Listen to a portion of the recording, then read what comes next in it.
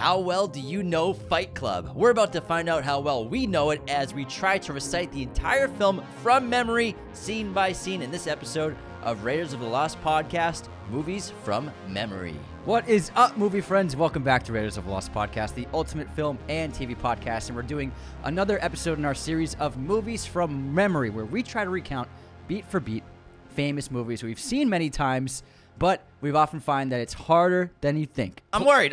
Now play along with us and see if you can keep up with what we're doing, because we're going to do Fight Club today, and after we picked it, I just sat down in the chair, and I was like, fuck, this is going to be tough. That's a bad idea, Anthony. Why are we doing this? This is the hardest one we've done. This is going to be harder than The Matrix. Because even though it's mostly a singular story, there is quite a bit of nonlinear storytelling and sequences in this film. Especially in the first act. And I haven't seen it since we did an episode on it, I think 3 years ago. We did an episode in 2021, I believe. That was the last time I saw Fight Club. 2 years ago, maybe. At the earliest, maybe 3 years ago I saw it last. It's a movie I've probably seen 20 times in my entire life. It's one of my all-time favorites. I saw it a lot in my youth, like most of us did. Us film boys and film girls did. You know, you watch it when you're a teenager like 30 times in 2 years because you become obsessed with Tyler Durden and the philosophy of the great writing and the great filmmaking from David Fincher. But it's been a while, so I'm a little worried. I think I'm not as worried as I thought I would be, but I still am worried. It's going to be a fucking shit show. I know that. I know a lot of you will probably be screaming in your cars listening to this episode. Or maybe just like, I hope they're right. But we'll see how it goes. Let's try to figure it out together. So obviously Fight Club came out in 1999, directed by David Fincher, starring Edward Norton, Brad Pitt, and Helena Bonham Carter, based on the novel by... what's his name? I forgot his name. You can say Charles? Chuck Palahniuk. Chuck Palahniuk. That's his name. Sorry, Chuck. Chuck Palahniuk. He's a longtime fan, but now he is unsubscribed. He's no longer a patron of the show because I forgot his name. I got the ch right. There's a CH in there, man. So, okay, let's start with Fight Club, and let's get this movie opened up. Obviously, it's a Fincher movie, so we have an open title credit sequence. Not like in all of his movies, but... Chemical Brothers is playing. Chemical Brothers, I don't even know what that's the band that did the music. And We're in DNA. We're in DNA. Yeah. Okay, so we're going inside DNA. We're inside stuff. Molecular level. And then stuff's moving around. but this eventually it's sort of what he did with the trash can and stuff like that, where he's moving through these environments, very POV, very similar to Uncut Gems. Well, so first of all, we're getting like neurons and electrons and protons firing. So he's starting at the smallest molecular level possible. Then he's pulling it back. We're getting like cellular cells and cellular level. Then he's pulling it back more, and we're getting tangible things. And then he pulls it back more, and we're getting like surfaces and textures. You know what I mean? It's like the tree of life. Yeah, it's the tree of life. Yeah. So I know for a fact that this movie, after going through the title sequence, it ends up the end scene, because this movie's a bookend. It has a bookend. The end scene is the beginning scene. It's the beginning of the movie and the end of the movie at the same time. So we pull back, and then but what's the reveal? So we pull back from the food and trash can. Is it a trash can? Because I'm pretty damn sure they go into the warehouse or the parking lot underneath the skyscraper that's about to get blown up at the end of the film, that Tyler are in, obviously. I believe it starts with narrator in the skyscraper suite. No, but it shows the van first. It shows that POV goes to the van, and we see the bombs inside the van, and then we go to the top of the skyscraper. It does that CGI shot going through the nitroglycerin, I believe it goes through the bomb. Goes up through the levels of the floor, and then it reveals Tyler Durden. It reveals narrator, and then he says something like, all this started because of a girl named Marla. Not yet. I'm pretty sure that's how they moved to the past. So I think there's dialogue. Fuck! No, so it's because we have Tyler shows up, so... Narrator's in the chair, right? Yes. His face hasn't been blown open yet, but he's talking to Tyler, who we don't know is Tyler yet. Something about like, it's about to happen, everything we've been working for, something, and then we have voiceover narration, right? Then it's like all this started because of a girl named Marla or something like that, right? Yeah, and then we're going to the past. Then it cuts to, we're going to the montage of narrator's life. So where does the montage pick up? I believe it's probably... Oh my God. Probably deals with his insomnia. Maybe some of the sequences of his insomnia. Maybe some of the sequences of the help groups. Has he discovered the help groups yet? I think that he discovers the health groups after we introduce his world. Yeah. So we introduce his life. He can't sleep, and then he talks about how he discovered help groups because he saw a flyer in the hallway of the hospital. So it starts how he can't sleep. Insomnia. Okay, so it's insomnia also, as well as all voiceover about his life, how he has a very boring job. He works for a car company doing insurance claims on horrific accidents that cars have, as well as his life is very boring. He's sort of lost. We get that shot of the car in the warehouse, the burnt up car. He's like, look, that's where his fat was. That's later on. Yeah. That's definitely later on. Because that's like that's on the trip sequence when he meets Tyler on the plane. Okay. I'm pretty sure that's where that is. So not there yet. His IKEA home, everything in his home is like very IKEA based, and Fincher's really setting up with Chuck a sort of a world of consumerism for a lost soul in this world of corporatization and capitalism. Everything's a copy of a copy of a copy. Yeah, and then like the great sequence of panning in his apartment and all the things from inside the magazine. Boom, boom, boom, boom, boom. He's like, I have everything pretty much I needed. I got a perfect coffee table, my bed frame, my clothes, my wardrobe was pretty respectable, which he talks to Tyler on later about. Narrator's desperate to sleep. He can't sleep, and that's why he goes to the doctor to get checked up, and he's begging the doctor. He's like, can you give me something? The doctor said, you're fine. Just choose some valerian root. Valerian root? Valerian root? Valerian? Yeah, valerian root. I think it's valerian root. No, valerian. Let me double check. Valerian root. What the fuck is valerian? Valerian roots. Valerian. Valerian roots? Yeah. Oh yeah, it is valerian roots. Valerian is not a word. I made it up. So doctor's like, you're fine. All you just choose some valerian fruit, get some exercise, and then narrator's like, I'm desperate, please. I can't keep going on like this. And then the doctor goes, oh, also, I'm sorry to cut you off, but also stuff with his employer, his boss. Yeah, his boss. He wore his like cornflower blue tie today. Yeah. Like his work environment he hates too. And so the doctor's like, you want to see real... Narrator says, I'm in pain. Yeah! And then the doctor says, you want to see real pain, go over to the guys with testicular cancer. They meet at that group over there. That's what real pain is. And then narrator... That cuts to his first meeting in one of the groups. So you're right. So he goes to the testicular cancer meeting, and that's where he meets Bob, the big softie. So he meets Bob in his giant breasts. No, it's big tits. I'm trying not to get canceled. It's just tits, man. Yeah, true. You can say big tits. Nobody wants to say breasts. Bob and his big tits. I'm not gonna say what he says in the movie. And then they enter the part of the meeting where they're supposed to embrace and it's okay to cry. Mm-hmm. And Bob says it's okay to cry. So it's that great slow-mo shot in the voiceover where when like Bob slammed my face into his big tits, I felt like I broke down and I felt like I was 4 years old again. Yeah, and I cried like a baby and slept like a baby later on. He's like, I finally slept. He got the cure. That was it. He slept better than any time in his life. Babies don't sleep this well. Babies don't sleep this well. Yeah, that's it. That's the line. Babies don't sleep. Then he got addicted. He's like, then I became hooked. Yeah. And then he goes in front of the bulletin boards. He's looking at all the flyers of all the meetings. He's like, I do this on Wednesday. I do internal illnesses that day, blood viruses that day. Yeah. It's got a whole cancer schedule that day. Yeah. And his life, he thinks, is getting a little better. He can finally sleep. And so it's going really well. He's getting this relationship with Bob. Bob becomes a friend of his. And because he can cry, crying allows him to sleep. Mm-hmm. And then, however, someone shows up. There's a catalyst to these meetings that ruins everything for him. A phony. A big phony. Marla Singer. And her cigarettes comes in and ruins his happy place. What's the place he goes to with the penguin? With the penguin? Yes. That's cancer. No, but what's it called? Oh, it's fucking cave. His safety cave. His cave. Yeah, so that's something cave. That's established at one Dream of the meetings.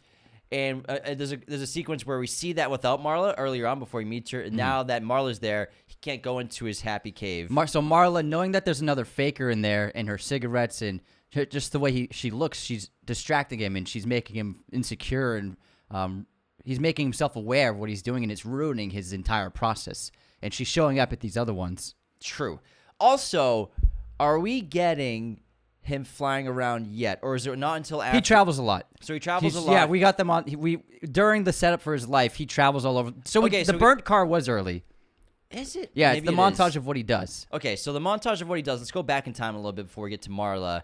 He's talking about during his insomnia. You're right. This is before he discovers therapy. Yeah. Where he says those lines where if you wake up at a different time in a different place in a different part of the world, did you technically go to sleep at all, right? Or something like that. Did you wake up are you on the same day? Are you the same person? And we get little flashes and teases of Tyler because I believe he's on one of the walkway conveyor belts. Yep. And Tyler is in the background going the opposite direction. He's just like a little shot. He sees him, yeah. Tyler sees him. Okay, so then there's a shot of then the dildo. The burnt fat. Yeah. The dildo's not till later. Okay, gotcha. Dildo happens after they meet. After he meets Tyler. Yeah. So my briefcase was my suitcase was vibrating. We can't legally say your dildo. It was a dildo. If there is even a dildo in there. Anyways, okay, so we established his monotonous life, how he can't sleep, and because he's traveling all over. He talks to that woman on the plane next to him, and they're telling each other about their jobs, and he basically says, this is for the audience, like he travels the country to inspect wrecks and to see if the company is liable for a recall for a part, and if it's like hits a certain number, then they have to do a recall. But if it hits below that number, they don't have to do a recall on that model of the vehicle. And then she goes, "How often does this happen?" And he goes, "More than you'd ever believe." You wouldn't believe. Is this common? And it talks about how that car, there's a malfunction where the seatbelt didn't. It got locked. And the guy burned alive. Yeah, that's what happened with the warehouse car. Yeah, it's something about where if they do they only do a recall if it makes it a certain level, it's not profitable, a certain number, in terms of like assessing profit margin, what someone suing you would be in terms of profitability of being sued. It's like, you know what, if we get sued, let's not do it. Yeah, which is fucked up. Yeah, you wouldn't believe. And that's a great metaphor for corporatism in the early parts of the film. I think we're in pretty good shape. Yeah, fortunately, cars are a lot safer these days. Okay, so him and Marla, it's the new conflict. He can't sleep. He tries to go into his cave, and she's there. She's ruining everything for him. And then he imagines confronting her. He's like, "Get out of here, Marla, you big phony! Everybody, what are you doing here? You don't belong here, you big phony!" Yeah, and then he wants to go confront her. So they finally choose each other as partners. She chooses him. They're the final two because he goes and talks to her at the coffee. He's like, "What are you doing here?" She's like, "Oh, it's cheaper than a movie, and they have free coffee." He's like, "I know what you're doing." And then they get paired up and they start chatting. And she's like, "Oh, is this it? This is your big speech that I see you practicing?" Telling me off. I've seen you practicing this in the hall. And so they basically make a deal where they won't expose each other if they just work out the schedule where they get to go to specific ones. Trade-off. Aren't off. So they have a trade-off, even though the testicular cancer one is ridiculous. He's like, "You don't even have testicles." She's like, "I have more right to be there than you." you have your balls. Yeah. It's a great line. That's his favorite one, though. Yeah. He's like, "The girl had done her homework." She's I want blood work. The blood virus. Yeah, something like that. The girl had done her homework. And I love how he's chasing her through the city. And and this is where we get the line. He's like, Marla doesn't care if she dies today or tomorrow. She just doesn't even think about that. And she's like walking in front of traffic and has no care in the world as to her personal safety. And she goes into a laundromat and she steals someone's clothes, and he's following her through this boulevard. I think it's a great little scene. Yeah, when they go to sell, she goes to sell the clothes. She's like, "Are you selling those?" "Yes, I'm selling these clothes." And then she's like, "All right, fine. We figured out our schedule. See you later." And then he's like, "Wait, should we exchange numbers just in case we want to swap days?" And she gives him his number, Marla Singer's number, which is that very famous 555, very famous in a lot of movies, in Memento and a bunch of other films. And then he puts it on his fridge and never really thinks about it. And so then he goes on a trip, right? And he's back kind of to his normalcy of being able to sleep whenever he goes to therapy. And then he wakes up on a plane and meets Tyler because Tyler says something about planes crashing and looking at the safety manual and like, faces calm as Hindu cows. Yeah, he's like, "I can't." Cows. He's like, "This is ridiculous." And then narrator's like, "What?" And he's like, "Look at this. Faces calm as Hindu cows." You know why? It's because oxygen gets you high. So planes crashing, people inhale the oxygen, and they accept their death. Well, yeah, no, that's not pertaining to that. It's just a false sense of security, says. A false sense of safety, says. And he says, "Why do they give you oxygen on planes? Because oxygen gets you That's high." why, yeah. That's not why their faces are calm. So then they meet and they kind of exchange numbers. And then he goes, "You're definitely the most interesting single serving friend I've ever had." Single serving? Yeah, I have this thing, traveling. You'll get one of everything. Oh, I get it. Clever. How's it going for you? Being clever? What? Being clever. And so they meet. Should I give you ass or crotch? Yes, I pass. They meet. Tyler's very charming and very interesting. Obviously, gives him his business card. What do you do? I make and sell soap. Gives him his company card. And then they sort of like have their final exchanges. And then what happens? So the crotch or ass is the last thing we see of them on the plane. I believe yeah. so. And then it cuts to the landing. And then it cuts to the land, or also the shot earlier with the old woman. He says, "Every time the plane banks, I fantasize about a midair collision." Oh, the imagined air crash. Yeah. So clearly he has a death wish. He doesn't really want to be alive anymore. He's very suicidal to imagine things like that, praying for a midair collision. So then he goes back to his apartment to discover that it's been blown open. Yeah. And it's embarrassing because, for him, he had everything perfect in there. He has IKEA apartment, but how embarrassing, a fridge full of condiments and no food. That's what people say. He's in shock. And he doesn't know what to do because he has Marla Singer's number, which is on the fridge that got blown out, right? It's on the napkin he has. Yeah, so he found it on the wreckage, and so he goes into the telephone booth, and he hesitates and contemplates calling her, but then he doesn't. No, he does call her. Does he? Yeah, oh, yeah. And then she answers, and he hangs up. Yeah. And then he calls Tyler, and if you watch the film, he didn't put a quarter in or something. Like, he didn't really call anyone when he called Tyler, because it's all in his mind, obviously. But they filmed it so that you can. It proves that he didn't actually make a phone call, and he calls Tyler, who's eating chips. He's eating chips. He's like, "Yeah, who's this?" No, he calls, but he doesn't call back. Yeah, that's what it is. He calls, he doesn't answer, and then Tyler calls the payphone after narrator walks away, and he's like, "Oh," and then he goes and answers it. He's like, "Who's this?" This is the guy on the plane, the clever guy. The clever guy. You're not gonna believe this. And then they cut to the bar, right? They're drinking pitchers of beer, and he tells him about I had all these things. I had a respectable wardrobe. I had everything I wanted, and I don't know how this possibly happened. The police said that the pilot could have gone out. The pilot could have gone out in my oven, and then does that cool shot of zooming in through the machinery and the engineering of the oven, then how it could have tripped and blown up his entire apartment. Really cool shot. And then Tyler starts to kind of roast him. The things you own end up owning you. Yeah, it's just it's just things. Those possessions don't really make you who you are. But at the end of the day, he kind of feels bad. He's like, but it's a terrible tragedy. It's horrible. And then they're leaving and walking. Hey, go ahead and ask. Yeah, just ask. They're about to leave. No. They're still at the table. And Tyler's like, just ask. I know what you want to ask, so just go ahead and ask. And narrator's like, what? I don't know what you mean. He's like, you need a place to stay. He's like, six pitchers of beer and you can't even say it? Just ask. All you got to do is ask. And then, can I stay at your place? Yeah, sure. And then he gets up.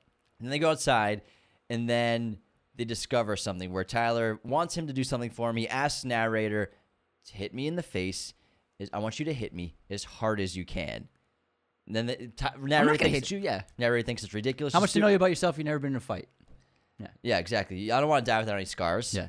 And then narrator does hit him and hits him in the ear with a terrible form. It's great to show that he's never fought before. He doesn't know how to throw a punch because he throws it like a side slash punch. You hit me in the ear. Sorry, man. No, it was perfect. And then he punches him right in the stomach, and they start beating each other up.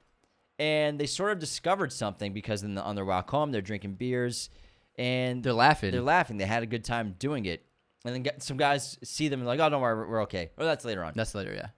And they get to this abandoned part of town, this piece of shit house that Tyler's living in. Narrator says, I don't know if he owned it or if he was squatting. And everything leaked. Everything leaked. There's almost no power. Dirty, rusty water. He's like, me, you, toilet. That's me, that's you. Toilet. Then he goes to bed. And now, okay, he's met Tyler. Tyler's in his life now. What happens next? What the fuck happens next? Is he at work? Okay. No, we discover who Tyler is.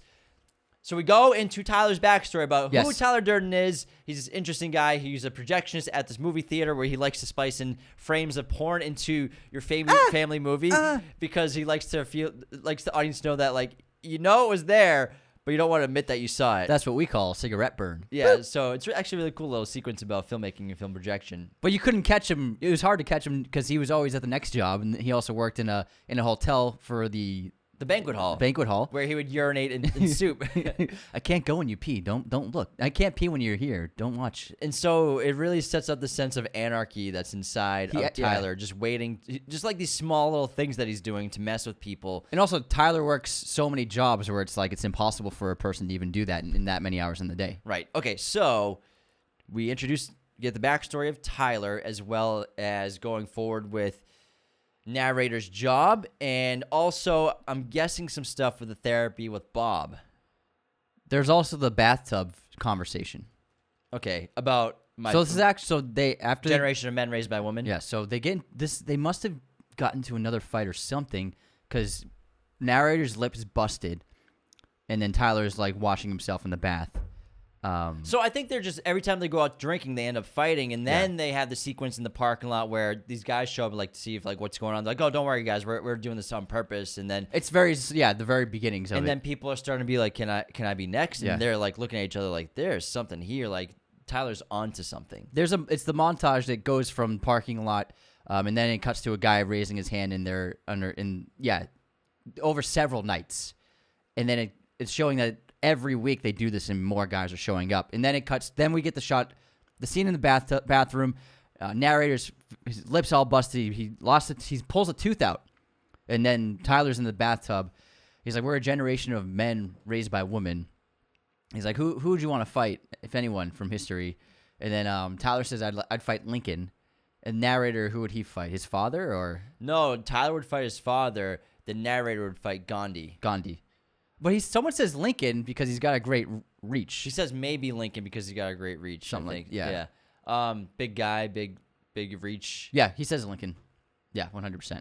And are they at this point just like because they go to Lou's Tavern? That's where they go. Mm-hmm. And eventually they start to get to this point where they're starting to do this underground fight club at Lou's Tavern in the basement. By the bodyguard, I mean the bouncer or the bartender. This is where we get it's actually a good long take where we follow them into the bar. They chill at the bar during closing time. The bartender and bouncer, they close up, and then they let the men downstairs into the basement. And they start sort of discovering what's happening with like something new's happening between them. There's something here. There's some reason why these men are being drawn to this activity of fighting each other willingly. As a form of therapy in the basement of this shitty tavern in the shitty part of town. And this is so after the following shot into the basement, that's where we get Tyler's speech to the men. So all the rules of Fight Club. That's when it happens. Yeah, that's probably it. After the following shot. Yep, and then we have sequences of Fight Club, sequences of him of narrator at work. Now, narrator at work, he's still doing his job, but his appearance is getting worse and worse. He becomes disheveled, and he eventually has cuts and bruises all over his face. Yes, this is my own blood. No, blah, blah, blah, blah, something. And his boss is like, are you fighting or something like that? Can I get that in canary blue? My man over there will know. And then he smiles with blood in his teeth. Yeah, the conference meeting. He's just smiling with blood everywhere. And then, is Marla coming into play yet, or is it then Bob bumps into the picture? Where he stopped going to meetings, right? Completely stopped going to therapy because he found something new, clearly. And then I believe he bumps into Bob outside and doesn't realize it and says, like, he asks how he is. He's like, you look amazing, you look terrific. And Bob's like, I've been going to a new place. Yeah. And the only thing is, I'm not allowed to talk about it. He's like, hey, don't worry, I'm a member. Look at my face. Yeah, exactly. Then they go together and they fight each other. Yeah. And it's like the best form of therapy they've ever had for each other. Like Bob wins and beats the shit out of him, but then they're laughing after and smiling. Yeah. And so Fight Club's getting bigger and bigger, better and better. More members coming every week. And also experimenting with the carnage, I feel like. And also... But hold on, Marla's getting involved too. Marla... Okay. How do we get Marla back? I got Marla back. So, Tyler... in narrator, they're like in the kitchen one day, and the phone rings, and it's Marla on the phone. Yes. And she says that she's taken she's got a stomach full of sleeping pills, and she's like, I don't know if it's a cry for help or if I actually really want to commit suicide. I guess we'll find out. But if I'm not going to die, I'm going to need some help. I'm going to need someone to keep me awake all night, blah, blah, blah. And what does narrator do? He puts the phone on top of the receiver so he doesn't have to hear this sob story anymore. But then...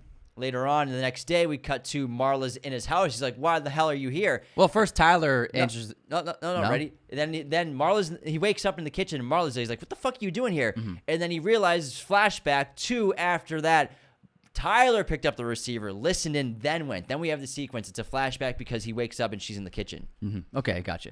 So then he goes over there. He's dancing. He's doing his thing. He knocks on the door. Miss Sager, you have every reason to live. She opens the door. You got here fast. Did I call you? And then the cops are trying to break in after she's escaped from her own apartment, and they go away. And that's what happened. And also before he sees Marla in the kitchen, narrator wakes up to go to the bathroom. There's like 7 condoms in the 7 condoms in the trash. I mean, in the toilet bowl. Yeah. Terrible way to dispose of condoms, by the way. But I mean, that's just Tyler Durden. Yeah. So he's probably like, oh, Tyler got laid last night, and then it's Marla shows up in the kitchen. Then we have the flashback. Gotcha. Yeah. That's the order. What are you doing here? What are you doing here? She's like, fuck you. Yeah, and then she leaves. Then she storms out. As soon as she leaves, Tyler comes shows in up. from the other room. He's like, get rid of her. You got some freaky friends, the man. shit that came out of her mouth Oh last my night. God, never I heard- haven't been fucked like that since grade school. That's a pretty good Tyler laugh. Thanks, man. Okay, that's my what happened. Brad laugh. That's how Marla comes back in, because now she's seeing Tyler occasionally. Yeah. And then, but also he has that dream of that hazy sexual reaction with possibly her. It's like, it's sort of a blend of realities, if that makes sense. You know, the sex scene I'm talking about. Oh, yeah. I know what you're talking about. So, okay, now we have Marla's back in, Bob's back in, Fight Club's getting bigger and bigger, work's going crazy, and then Lou shows up. They're about to start the next fight, and Tyler's talking to the group, and then the doors open, and Lou and his goonies come downstairs. What the fuck is going on? Who the fuck are you? Who am I? I'm Lou. Last I saw, my name's on the sign. He's like, what are you doing here? He's like, oh, Steve let us use the place. Steve's home nursing a broken collarbone. Okay. Yeah. And then Tyler's like, you can join us if you want. Yeah, and then join our club. Lou's like, get the fuck out of here. And then where's it like? Tyler's antagonizing him, and then Lou gets so pissed off that he punches him in the face. And then Tyler's like, go ahead, Lou, let it out. You don't know where I've been, Lou. So Lou's unloading on him, and Tyler's bleeding everywhere. And he also, when he's getting when he gets punched to the floor, narrator is about to go help, but then Tyler throws his hand up, telling him to stop. So and then he goes and jumps on top of Lou, covering him with blood. You don't know where I've been, Lou. Please let us keep the place, Lou, please. And Lou lets them do it because he's crazy. Thanks, Lou. So they now have residence for their Fight Club officially. And then after this, Tyler goes, sits down, crosses his legs, lights a cigarette, and he's just covered in blood. He picks up his leg like this. And this is where he has assignments for everyone. Everybody has homework now. This is where the homework montage happens. I want you to start a fight with a total stranger, and I want you to lose. Yes. It's great. Then we have this montage of everyone starting fights with strangers. Yeah, and so we have the guy who's antagonizing that guy that has a hose. Oh, it's a guy with a hose who antagonizes a priest. Yeah. And eventually, like, a priest starts a fight with him. And then in a museum, another guy's like pushing someone. And narrator says the thing.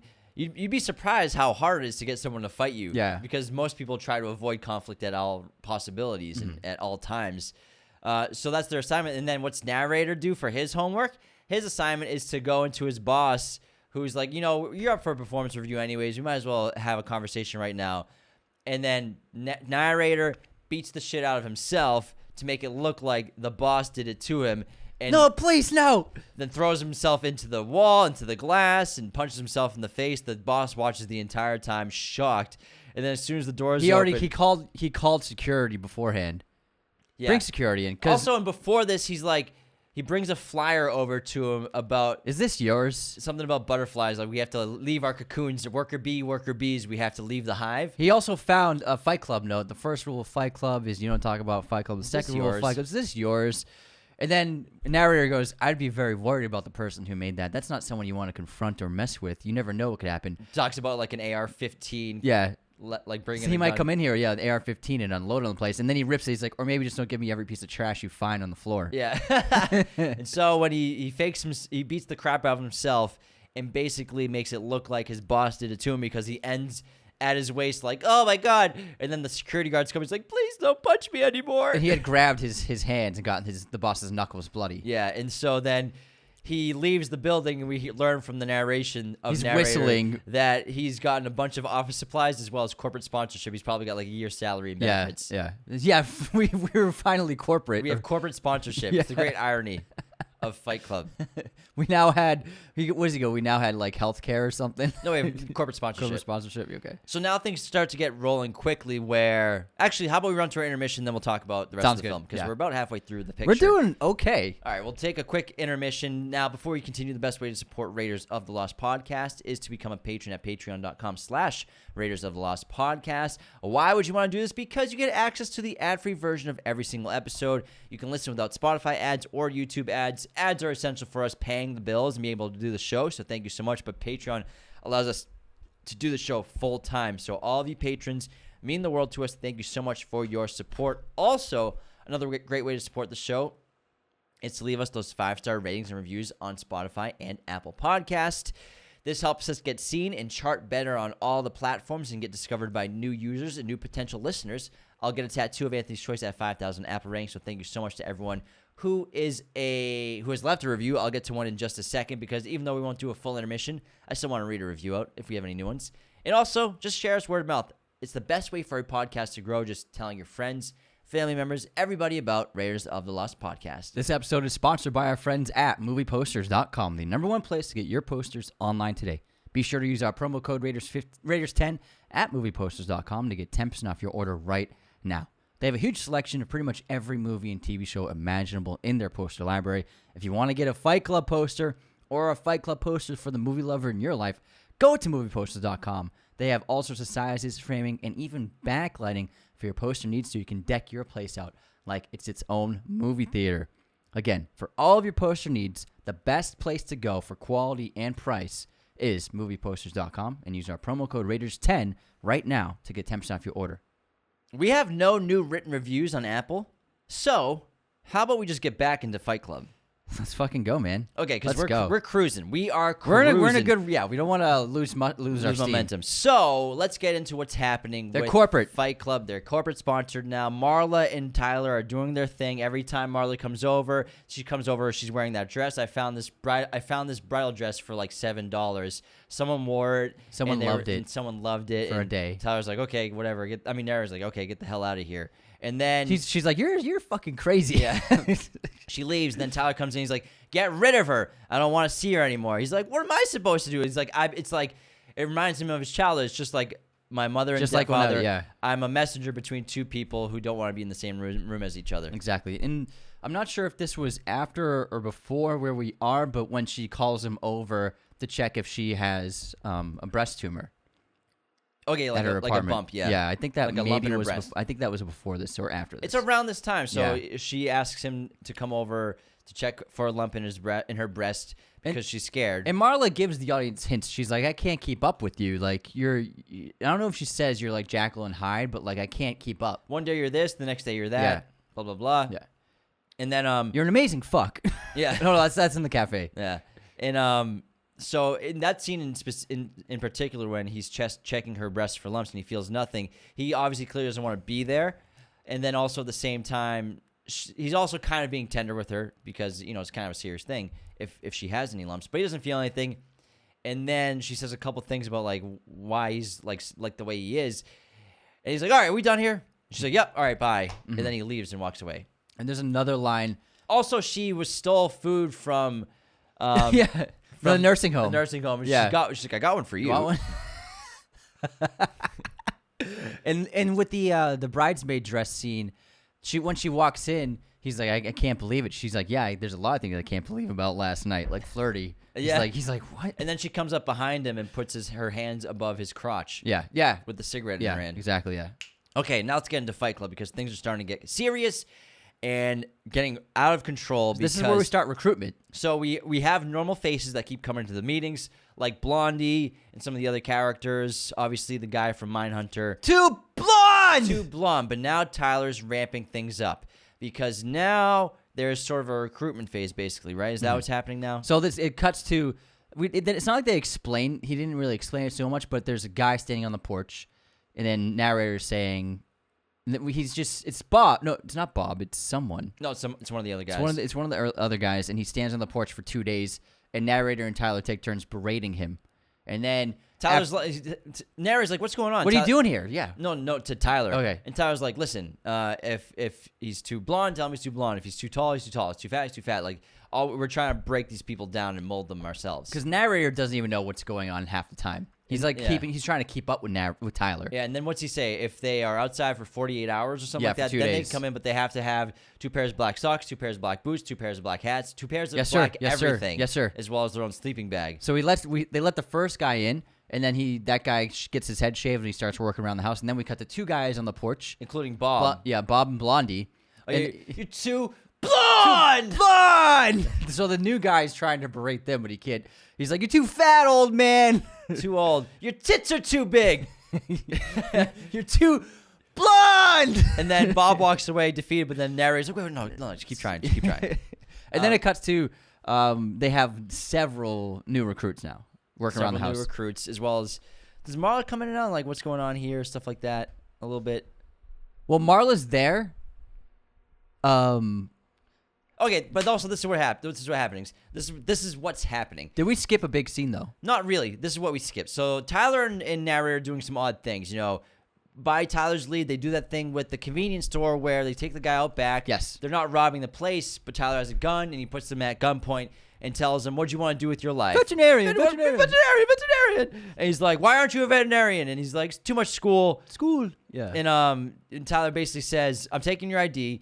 If you're not on your way to being a veterinarian in the next 2 weeks, I'm gonna come home and I'm going to kill you. I'm coming to your home and I'll shoot you." And the guy runs away. Yes. And narrator's like, "You're crazy." And then he shows them that the gun was unloaded. There's no bullets inside of it. And he says this great line like, "Tomorrow he'll have the greatest. Tomorrow will be the best morning of his life. The food that he tastes will be the best food he's ever tasted." Yeah. Something like that. Yeah. His breakfast will be the best food he's ever tasted. He's on a new path, and then narrator says, "You gotta hand it to Tyler. He had a plan." Yeah. So they do that, and then they also have their big first scene of anarchy where they go on top of that skyscraper. Well, no, we missed a big scene. What did we miss? We missed the hand scene. Did we miss that? The acid scene. Okay. So this is before anyone else is in the house. Oh, we forgot about soap. Yeah, soap. So first of all, stealing soap. So narrator starts making soap. Well, first they steal fat. Yeah. From plastic surgery offices that do liposuction. So they steal all the fat. They're selling the fat asses back to them. Your soap is the best. Thank you. I like how he's leaning against the counter. He's got no underwear on. And the suit doesn't fit at all. Yeah. It's really funny just because Tyler's just like, yeah, whatever. And when they steal the bag of fat, it's just it gets caught in the barbed wire and it starts leaking and Tyler's like, no, don't lose it, don't lose it. Yeah, so the fat heist and then making soap to sell because they need funds. Yes. Before they start recruiting people. So we're going back in time to recruit, and they are making soap inside the kitchen. But also so the big hand scene of the dry acid. So it's a lie, right? Lie or something like that, yeah. And so Tyler's preparing his hand. He's like, "Give me your hand," and then he washes it, cleans it, and then he kisses it, and then he pours the powdered lye on it, and then narrator starts freaking out. He's trying to escape, but Tyler's trying to teach him a lesson to accept pain and to accept what's happening, but also to accept that you're not special. God doesn't think you're special. There may be no God at all, and that you, in fact, at some point will die. At some point, your life is going to end, and you have to accept that fate. Yeah. And then once narrator accepts that, Tyler says you can either pour us underwater and make it worse, or we could douse it with vinegar and neutralize the burn immediately. But first, you have to let go and accept it. And so Tyler just narrator nods, and then Tyler lets go of his hands, and narrator holds his hand out and lets it burn for 5 seconds. And then Tyler, when he's satisfied, pours vinegar on it, neutralizing it, and the narrator falls to the floor. You're right. That's a huge scene. We missed that scene.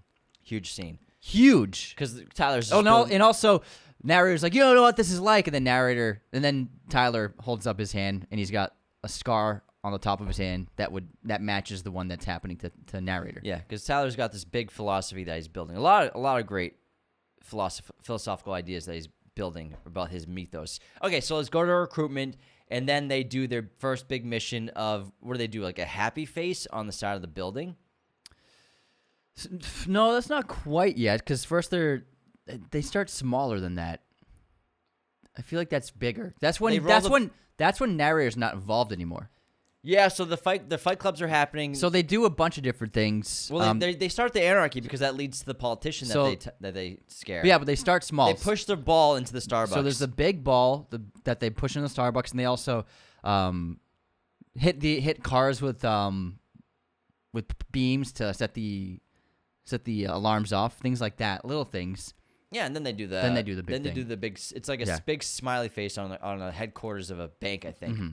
And then with like fire eyes for windows. And then we do the banquet hall in the hotel. But before that, because narrator wasn't involved with it, he comes home and everyone's passing beers out, and he looks at the news. You're getting way ahead, man. You're getting way ahead. What are we? Because narrator's not involved, so we gotta do the things he's still involved in. Narrator wasn't involved in the skyscraper. No, I know, that's what I was saying. So we gotta go. We gotta cover the things that he was involved in first. You know what I mean? So the hotel, he's involved. He's not involved with that. Yes, he is. He doesn't know what's happening. No, the hotel where they kidnapped the guy in the bathroom. That narrator's there. He's there, but he's not a part of it. Yes, he is. He's not a part of it. Yes, he's he not. is. He's in the scene. He's watching them do stuff. He's like, "What are they doing? I have to go figure out what they're doing." In that scene, he's a part. He's one of the waiters, but he doesn't know what the plan is. Yeah, but he's still there. That's what I just said. So it's before the skyscraper. It's all the same. No. Listen to me. This is before he beats. This is before Tyler beats the shit. This is before narrator beats the shit out of Blondie. No, I know it is. It is. So the reason they attack that guy is because he's making a special task force to stop the anarchists, which they are. They do the Starbucks thing. They do the graffiti on the side of the building and those things. That's why they go after this guy, because he goes on TV, says, "I'm going to start a new team to stop the anarchists." That's what it is. And at this point, because narrators just thinks that this is a gig where they're just being waiters because it's Tyler's job, he doesn't know what they're really doing. Then he sees everyone leave the ballroom, right? They're in the hallway. Then narrator's like, "Wait, I'm getting FOMO," or like, "What the hell's going on? I go." Okay, yeah. Then he goes and follows them, and then he just improvises with them because they have a plan, but he's not involved. Okay. That's what it is. That's why they're going after that guy, because they've already done all the anarchy. Okay. All right. So he's there, which is what I said earlier. He's there, but he doesn't know the plan. Okay. And because he feels left out, he's like, "I'm going to be a part of this." And then that's when he gets angry at Blondie, because when they leave they do that thing with the guy. So they have the guy in the bathroom. He's like, "We'll take your balls." He's like, we shine your shoes, we wash your cars, we take out your trash. Don't fuck with us. And so obviously, so they strap his his testicles with an elastic band. They're threatening him. They're basically saying, "Don't do this task force. You gotta take your balls. You gotta take your balls." Then they let him go, right? They cut the things loose. So what happens next? They leave the building in their outfits, and Tyler grabs Blondie by the head, clearly showing favoritism in Blondie. Roughs his hair up, And what does narrator do? He looks at him with envy and jealousy, and then the next night, they're at Fight Club, and he beats the fucking shit out of Blondie. Okay. That's it. Okay. That's okay. I think you're right with the order. Yes. Yeah. I'm pretty sure. I know I'm right. 100% right, because beats the crap out of Blondie, who's a very handsome guy. It's Jared Leto. And then Tyler goes up to him. He's like, "What made you go so psycho?" He says, "I wanted to destroy something that was beautiful." Yeah. Okay. Boom, boom, boom. Bam. I wasn't too far ahead. I was right on point, bro. Okay. All right. Sorry I got loud. I just wanted to assert. You were passionate. Well, I just want to let you know that let me get this out because it was right. Because it's all connected to the guy in the bar. I guess I was like, I guess the skyscraper smiley face did come before the hotel. Yeah. Yeah. Because he's still not involved in either. Yeah, you're right. He's not He's involved just in wait. either. He's like pouring a cup. He's like, "Where is everyone leaving the ballroom right now?" Mm-hmm. Gotcha. All right. Good job. Because he's like, from his point of view, he's like, "I don't know what's happening right now." Yeah. Because we're always in his POV. Mm-hmm. Okay. Okay, so it beats the crap out of Blondie, who has to accept it, and Tyler says someone take him to the hospital. And then at the end of this meeting, Tyler hands out envelopes to each of them. Narrator doesn't get one. And now they're starting to call their organization Project Mayhem. Project Mayhem. And I believe next is when Robert Paulson dies. I believe the next sequence is when they're on a heist. Narrator's not involved. Goes wrong. They're getting chased by police because they were doing something with some corporate stuff, I think. Yeah, getting chased through a park. This might have been the Starbucks roll ball. I can't remember. And then Paulson gets shot in the head. They bring him to the house. Narrator's there. He wasn't with them on this mission. Yeah. And the dead body's there, and they reveal the bag. And it's like, he's like, "Jesus Christ, you guys were out doing this and that. What'd you think was going to happen? He had a name. His name was Robert Paulson. His name was Robert Paulson. Yeah. His name was Robert Paulson. And what's great about this perspective when you watch it on second, third, fourth, 20th watches is you're sort of seeing the mythos and the obsession with Tyler Durden, who is the narrator, and how everything he does and says turns into part of the philosophy of Project Mayhem. And when's the next time he sees Marla? The next time he sees Marla, I believe they don't see each other for a while until the scene at the. Okay, this is what happens. I got it. He's on it. He's on a roll, guys. I got it, guys. He's so on a roll. Robert Paulson dies, right? Yes. And then Tyler, narrator, and two guys who are in the backseat of a car. They're driving around, and narrator's pissed at Tyler. He's like, you're keeping me in the dark. You're not telling me everything. Yeah. And also, he's just curious, like, what the hell is going on? Like, what are we doing here? What is Project Mayhem? What's the one thing you want to do before you die? Build a house, sir. And also, okay, so this is actually before, because that's Robert Paulson in the backseat. Yeah. So this is before. The car crash happens before, I believe, then. I think it happens after, because Robert Paulson is the tits guy. Oh my God, it's Bob that gets shot. Bob gets shot. Mindhunter guy is so Mindhunter guy's in the backseat. Yes. So yeah, that Robert Paulson is Bob. Obviously, duh. Thank you for that correction. Yeah. So Meatloaf. Yeah, Meatloaf is Bob. So they're in the car, and narrator's pissed, and then Tyler's just letting him know, like, just. You have to just let go. Stop caring so much. You have to understand, like, basically the same thing with the burn, the acid burn in the hand. That's what he's trying to explain to him with this philosophy. Just let go. He's like, fine, let go. And so Tyler lets go of the steering wheel, and narrator's like, whatever. And then they crash, and they go down that embankment. Yeah, down the trench, and they all survive. They all survive, but narrator's messed up. Yeah. And so what do? They bring narrator back to Tyler's house, and narrator goes to bed and wakes up days later to an empty house. All of Project Mayhem is gone. Everyone's gone. Yes. And what's left over? Just plane tickets. And so narrator's starting to he's like, where is Tyler? And there's just some things hanging on walls. He's got little bits to work with.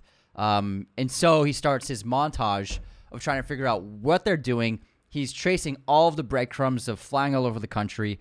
And everywhere he goes, he sees members. And also, before this, everyone calls him sir. Yeah. But whenever he asks questions, they say, sorry, sir, we can't talk about Project Mayhem. Yeah. Like, you told us not to talk about Project Mayhem, something like that. You told us you would say that. You told us you would say that.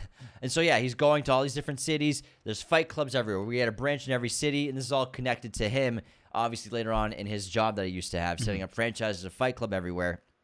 And everywhere he went, everyone's bloodied. Like, all the people who are in Fight Club or whatever, the guy who's in that big neck brace explains to him.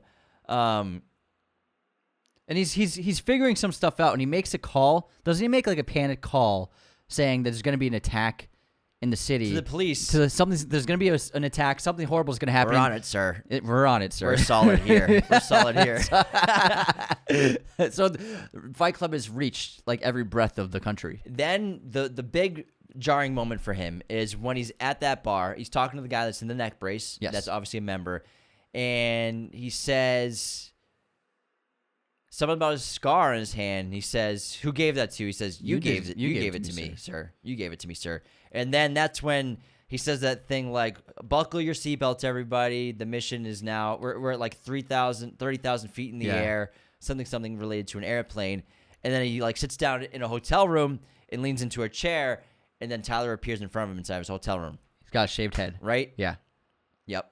Buckle your seatbelts. Now we have now reached, we've now 30,000 like flying altitude or something like that. Okay. I think we're spot on. Now we have this great scene with Tyler and narrator, where narrator realizes that Tyler's like, you know why. You know why. He realizes he sees him. That they're the same person. Great. Yeah. Great scene. Also, Tyler has new dialogue. And when the revelation happens, he passes out. After a little bit of dialogue, because Tyler explains to him, like, I'm everything that you want to be. I look like you want to look. I fuck like you want to fuck. I am the all-knowing, free version of yourself that lives inside of you, basically, but I'm the person that you wish you were. Fantastic. And like, basically, narrator goes through all the memories of the past. Sometimes you envision watching me. Sometimes you envision watching yourself. And then we have these great sequences of all the scenes that we've seen Tyler do speeches to people or whatever. Or with Marla. Yeah, it's actually narrator doing the speech. Or like outside the house with a beer bottle. He drops an empty beer bottle. Fighting himself. Exactly. If it's your first night at Fight Club, you have to fight, and it's actually narrator saying it to the group. All the scenes with Marla, it's actually him. So we get that great montage of narrator in all of those sequences. Yep. And so Tyler, then he passes out. He wakes up. He like puts him to sleep. Yeah. Wakes up and he finds Marla. Yeah. He goes to Marla. He asks her to meet him at a cafe. and they sit down, and then the waiter's a member, and she orders something, and he says, "Sir, I do not recommend that." So it basically says anything for you is on the house. And she's like, "What the fuck? Why is it on the house? What the fuck? What does that even mean?" What the fuck is that? He's like, clean food only. May I suggest not getting the clam chowder, which obviously means that someone's probably inside of it. And so Marla, he's trying to understand that like his relationship with Marla is so much more than he ever thought it was. And Marla is just, she's like, you're like Jackal and I. Like I've never been able to keep up with you. I can't see you anymore. You're a terrific fuck, but you're fucking crazy. You're out of your mind. Yeah, for Marla to call you crazy, that's a big thing. And so he gives her money, puts her on a bus to get out of there. And as soon as the bus drives away, right before she says, "You're the worst thing that ever happened to me, Tyler." Yeah. Tyler Durden, say my name, Tyler Durden. Mm-hmm. And then as soon as the bus takes off, everyone in the bus stands up. Yeah. All because they're all members of Project Mayhem. Mm-hmm. Now he goes to the police, right? He has all these files, these folders. He's like, there's going to be a major attack some point very soon. And then the cops, there's 3 detectives. One of them, like the lead detective, is probably like a lieutenant. He's like, let me go make some phone calls. This is really interesting. It's 4 of them because then there's 3 left when he leaves. Is there 3 or is there 2? Yeah, because 2 hold him down and 1 has a knife. So the older one leaves. Yeah. I'm going to make some phone calls. The clear non-member leaves. Yeah. And then the door closes and they're all like, "This is really admirable, sir." Yeah, it's an amazing thing what you're doing here, sir. You said if anyone came to warn us about Project Mayhem, even if it was you, to take their balls. Take their balls. We gotta take their balls. Gotta take their balls. And then I'm giving you a direct order. They're like, "You said you'd say that." Actually, I am Tyler Durden. You said you'd definitely say that. Grabs one of their guns. Holds him at gunpoint and escapes. Well, first they strap him. They hold him down on the table, and they're about to do it. And their superior is about to walk in. They all just like he all cracks freeze. the door open, and he's like, then he gets a call from someone, and then he closes the door again. So then they continue, but that gives narrator the moment to grab one of their guns. Yeah, and so then he's just running through the city with the handgun, and that's why he's in briefs. He's in briefs in a bathrobe, basically, or like a coat. And he's like, I ran so hard, my legs burned like battery acid, something like that. My blood, lungs. My lungs pumped battery acid. Yeah. Really cool line. So then he gets to the skyscraper where this big explosion or the big event's going to take place, breaks in, and he discovers those vans in the parking lot in the bottom of this building, and Tyler's down there. So first he goes inside the van, and he's like, there's this crazy bomb with nitroglycerin, and it's wild, and he approaches the bomb. And he's like, he doesn't know what to do. Then Tyler shows up. Does Tyler hit him outside of the van, like kick him? No, I think I think that narrator goes into and looks at the bomb, and then narrator goes, and then Tyler goes, which one do you think? Yeah. Probably not that one, because he's about to pull one of the cords. Exactly. I definitely wouldn't pull that one. Yeah. Then he pulls the right one and actually disables it, and then Tyler kicks him out of the van. Then the fight starts. So he kicks him out of the van, and then closes the doors, and he like takes off his coat in that really cool way. And then narrator shoots a gun at him, and then Tyler's like, whoa, wait a second. You're right now shooting a gun at your imaginary friend in front of 12 gallons of nitroglycerin. Yeah, because it would kill Tyler, too. It'd blow up everyone. Yeah, that would kill Tyler because it would kill narrator. But before that, narrator's like, you're crazy. You can't do this. You're going to kill all these people. And Tyler's like, all our people. Nobody's here. Nobody's going to get hurt at all. Yeah. And so this awesome fight ensues where Tyler has clearly been working on his skills. He's got like a very Bruce Lee thing going on. He's got the cool look. Cutting to the security cam footage. Yeah, of narrator throwing himself down the stairs. Getting dragged. But he beats the fucking shit out of narrator. And then narrator basically becomes unconscious after he gets thrown down the stairs and then wakes up tied to that chair from the beginning of the movie. And then it's narrator and Tyler. We're back to that opening bookmark. And also that he sees that a bus shows up with members of Project Mayhem and Marla Singer is being brought up. Yeah. As well as we're hearing about the plan where narrator's like, what are we doing? Basically, Tyler says that this is everything we've worked for, everything we've been building, everything we've planned. We're going to blow up all of the banks in this area so that there's no trace of any debt or records and everyone goes to zero. Yeah, everything goes back to zero. No one will be hurt. No one will be killed. All of our people inside the buildings, like you said. And then, but narrator's like, he's rejecting the chaos, causing the chaos, because it will bring more things than just that. It's a lot bigger than that. And Tyler has the gun in his hand, right? Yeah. He's walking around saying this, and the narrator's trying to figure out how to gain control over him, and he says, the gun's not in your hand, the gun's in my hand. He's like, congratulations. Yeah, congratulations. And then, in a last-ditch effort to try to stop Tyler, narrator puts the gun in his mouth, and Tyler doesn't believe he's going, what are you doing with that? Don't do that. That's going to be ridiculous. Then he loads it, yeah. He loads it. And then Tyler's like, hey, it's just you and me, man. Just me and you. Just you and me. Just you and me, man. No, you're right, Tyler. It's just me. And so then he shoots and blows out his cheek. Yeah. Great shot. That slow-mo is so cool. And shoots out a massive hole in his face, and Tyler kind of just dissolves into, like, gun smoke. No. Right? No, it's not Voldemort. No, like, he breathes gun smoke out. No, so, first of all, it cuts to Tyler, and there's smoke coming out of his mouth, and he goes, gun smoke. And then it cuts to the back of him. He's got a fucking wound, a giant gaping wound in the back of his skull. Yeah. And then he collapses onto the floor. Falls to his knees. You're right. Yeah. Right, yeah. I knew there was smoke in there somewhere. Yeah, but it comes out of his mouth, and he smells, and he's like, gun smoke. And then the crew comes with Marla. And then, like, Jesus, sir, like, you look awful. Like, you need to see you need a hospital. You need medical attention right now. No, I'm fine. Fine, everything's fine. Yeah. I'm fine. Tough son of a bitch. Tough motherfucker. How's he standing? And then Marla's like, you crazy motherfucker. Oh, my God. Look, what happened to your face? It's nothing. It's nothing. It's no big deal. I just shot myself. What is going on? She's like, this happened, and they took me, and they would blah, blah, blah. What is going on? He's like, Marla, you met me at a really weird time in my life. Yeah. And then they look, and then the explosions start all around them, right? Well, what else did they say to each other? I think that he says, "I'm sorry." He's like, "Everything's gonna be okay. Everything's gonna be okay." Yeah, he met me at a really weird point in my life. Yes, yeah. And then the explosions start, and then they just look outside the windows and all around them while the Pixies play. All the skyscrapers fall to the ground. Yeah. And then cut to black and film. Yeah. Well, no, cut to a frame of porn, a dick. Oh, yeah. And then cut to black. Yeah. That's it. That's it. I think we did it. Fucking nailed it, bro. Oh, my God. Wow. The final frame of the movie, I forgot about that. Oh, my God, I love it. Man, what a fucking awesome That's movie. it, yeah, that's it. Wow, once we got going, man. Sorry I got loud. I don't care, man. I needed to, like... This is it, bro. You were like, I know this. You were confident. It hit me like a storm. All right, some little things that we missed that come to mind is Tyler riding his bike around the house. I am Jack's medulla oblongata. Yeah, I am Jack's liver. I get cancer. I kill Jack. No, colon. I'm Jack's colon. I get cancer. I kill Jack. Things like that. What else did we miss? Probably some golfing stuff. Golfing in the warehouse area. Little things. I think. I don't think we missed anything major. I think we got all the major beats. We touched on, the dildo in the suitcase with Tyler in the background. We actually forgot to do that. So after the plane, he's waiting for his checked bag, and it got taken by security, and the security guard's like, it was my bag was vibrating. 9 times out of 10, it's an electric razor, but every now and then, dildo.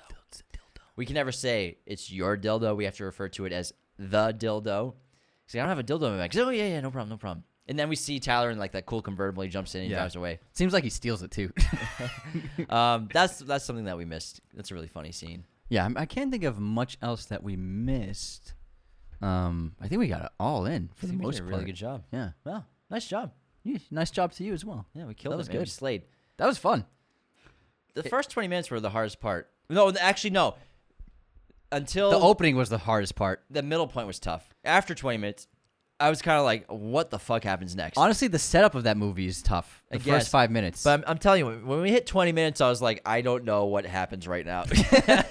I helped there, and then you helped in the third section of this episode. You helped. Yeah. All right. We nailed it. Yeah, we nailed it. All right. Great job. Thank you, everyone, for tuning into this episode of Movies from Memory on Raiders of the Lost Podcast, doing David Fincher's Fight Club.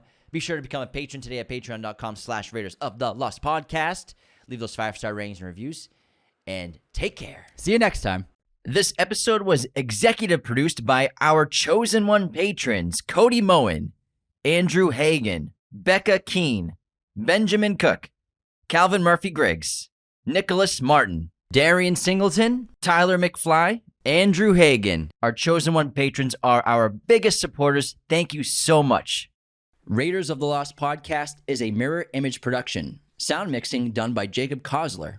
Opening music by Chase Jackson. Thank you for watching Raiders of the Lost podcast. Be sure to hit that subscribe button, hit the like button as well, notifications for sure. Listen to the show on Apple Podcasts, Spotify, everywhere you can listen to podcasts, and be sure to check out this other content we have on our YouTube channel.